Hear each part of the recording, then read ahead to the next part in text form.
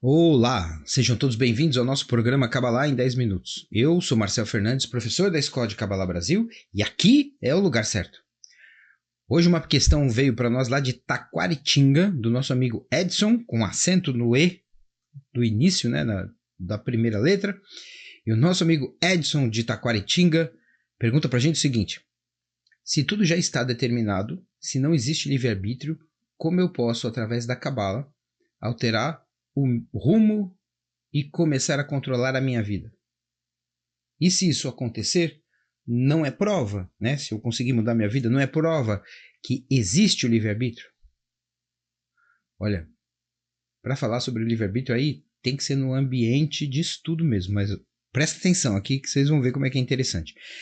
Edson, eu vou fazer a pergunta ao contrário para você. Eu diria para você essa pergunta do avesso, devolveria para você essa pergunta do avesso, dizendo para você o seguinte: você acredita em profecia? Porque a maioria das pessoas, né, a maioria, provavelmente a maioria das pessoas, acredita em profecia, acredita que é possível prever o futuro com mais ou menos detalhes, né? Acredita que nas suas intuições, que a gente pode ter ali um palpite que funciona, que existem pessoas com determinados dons que são capazes de predizer o futuro, que existem os grandes profetas da Bíblia e assim por diante. Veja, não é esquisito a maioria das pessoas acreditar no livre-arbítrio e ao mesmo tempo acreditar em profecia? Por quê? Porque, de uma certa maneira, se existe uma profecia e ela se cumpre, isso é prova que o livre-arbítrio não existe.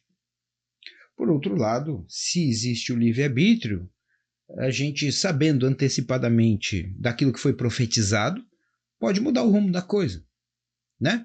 Por exemplo, eu vou tomar um avião, vou fazer uma viagem de férias e alguém me disse, alguém profetizou que meu avião vai cair e que eu vou morrer. Aí eu não pego o avião, não morro. Então a profecia deu errado, porque o meu livre-arbítrio existe. Entendeu? De uma certa maneira, a profecia bate de frente com a ideia do livre-arbítrio. Agora, por outro lado, você está colocando aqui na sua pergunta, né, como é que eu posso, através da Kabbalah, estou lendo aqui novamente, né, alterar o rumo e controlar e começar a controlar minha vida? Não, não pode, não sei, isso não existe. Né? A Kabbalah nunca foi dito de maneira séria que a gente pode começar a controlar a vida.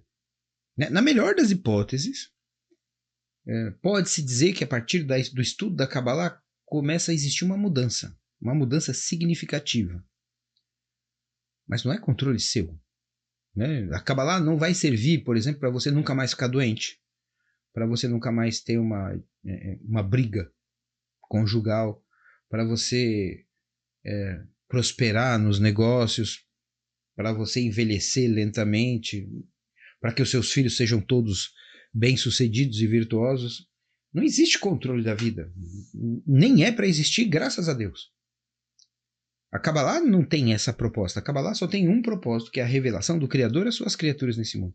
Eventualmente, você pode até ver algum cabalista dizendo que você muda a sua vida, alguma coisa assim, a partir do estudo da Kabbalah, o que dá para nós essa sensação, como a gente está muito acostumado a ouvir coisas que não são autênticas a respeito da Kabbalah, de que a Kabbalah desencadearia esse tipo de poder, e não é isso não. O que a Kabbalah vai nos dar é um acesso à espiritualidade. O que a Kabbalah vai nos dar é um processo interno de mudança interior, não tem nada a ver com o que a gente faz do lado externo. E isso nos colocaria, digamos assim, em sintonia com Deus, não de maneira abstrata, mas de maneira concreta. Você vai estabelecer uma relação diretamente com Ele e vai saber por que você foi criado e o que é que você veio fazer aqui e o que é exigido de você agora, nesse momento, vamos dizer assim. Lógico que isso não se dá em 6 meses. Mas é esse o propósito. Então existe uma mudança quando você tem esse acesso de antes, quando você não tinha o acesso. Mas o propósito da Kabbalah não é te dar controle sobre a vida.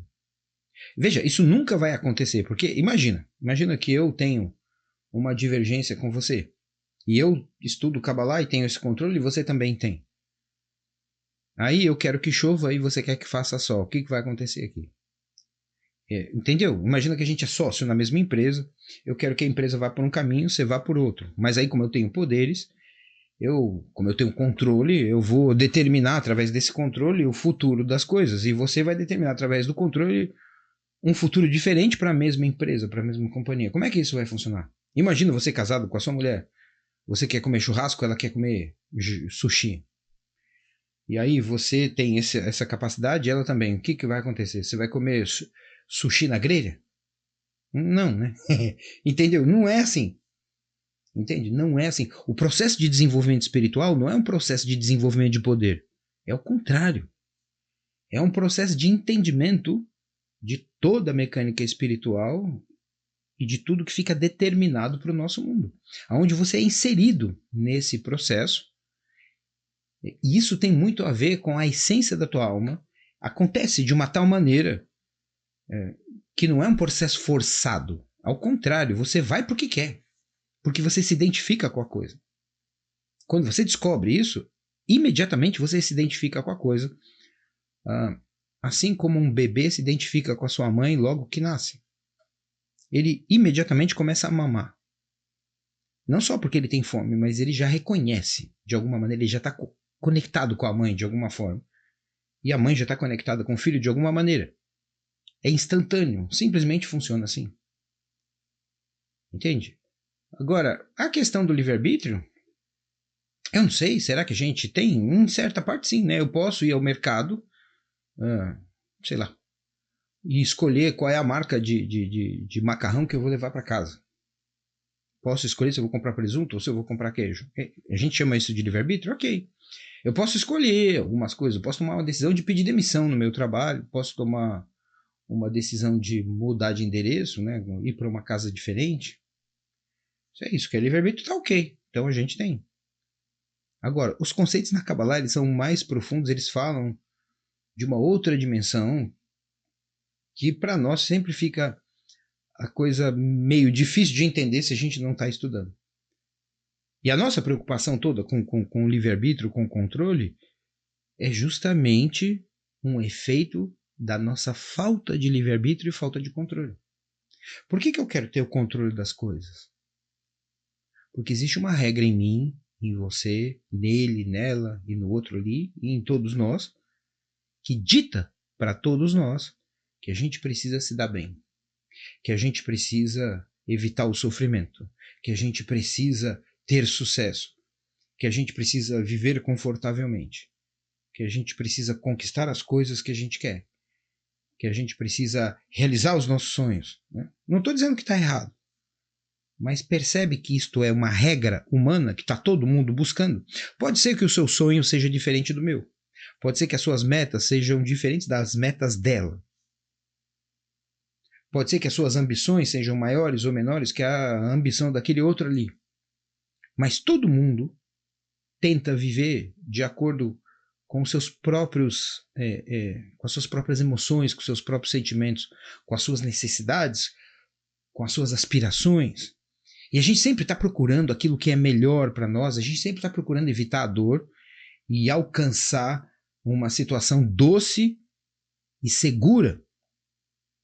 Isso dá para nós essa ideia de controle, de livre-arbítrio. Mas veja, se eu procuro alguma coisa doce e segura para mim, você também procura uma coisa doce e segura para você, e cada um está procurando algo doce e seguro, mesmo que o meu conjunto que vai me dar essa doçura e segurança seja diferente do conjunto de coisas que você procura, existe uma coisa em comum entre todos nós, que apesar dos nossos desejos serem diferentes, o nosso modus operandi, aquilo que está no fundo de todas as nossas ações, o nosso background é sempre o mesmo. Evitar o sofrimento e alcançar o preenchimento de cada um dos desejos e aspirações que eu tenho, mesmo que seja diferente do teu. Esse background é absolutamente igual para todo mundo. Se ele é igual para todo mundo, significa que está todo mundo fazendo a mesma coisa. Se a gente está fazendo a mesma coisa, será que a gente tem escolha? Entende? Pensa nisso. E aí a gente se vê no próximo programa. tá bom?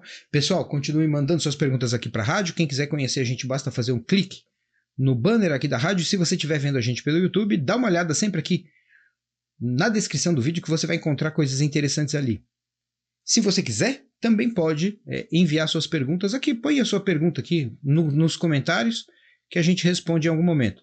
Muito obrigado a todos e até o nosso próximo programa. Kabbalah em 10 minutos.